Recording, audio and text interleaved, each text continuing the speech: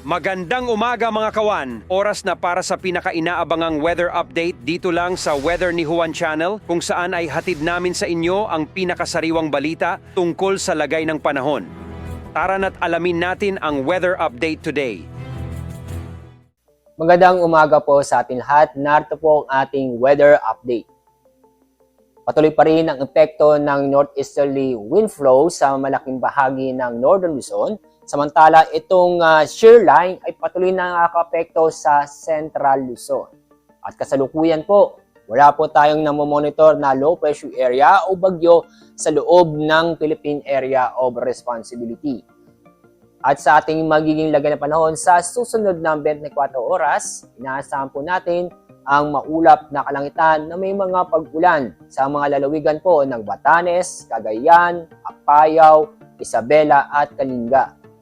Samantala, itong lalabing bahagi ng Luzon ay magiging maganda at maliwas ang panahon o fair weather po tayo ngayon. Maliban lang po sa mga sandaling pag-ulan o mga biglaang buhos na ulan. Maganda at maliwas sa panahon pa rin ang inaasa po natin sa Visayas at sa Mindanao. Maliban lang po sa mga isolated na mga pag-ulan dahil sa mga localized thunderstorm. At sa mga nagbabala pong pumalaot o mangisda, konting pag-iingat lamang po doon po sa mga baybaying dagat sa Northern Luzon dahil inaasahan po natin ngayong araw na magiging moderate to rough seas. Sa ibang bahagi nating bansa ay slight to moderate seas po tayo ngayon. At sa ating 3-day weather outlook, sa Metro Manila, bukas po fair weather po tayo maliban sa mga isolated na mga pag-ulan.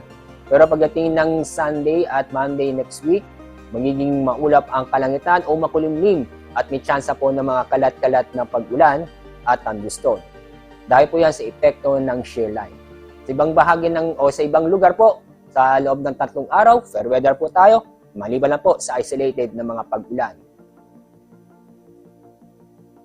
Ang araw po sisikat sa ganap pong 5:48 ng umaga, ang araw lulubog mamaya pong 5:34 ng hapon.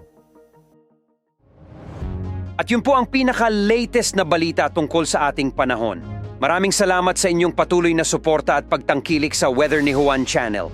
Huwag kalimutang i-click ang subscribe button at pindutin ang notification bell para lagi po kayong updated hindi lang sa mga bagong balita ukol sa ating panahon, pati na rin sa mga trivia at dagdag kaalaman tungkol sa ating kalikasan. Ingat palagi mga kahuan!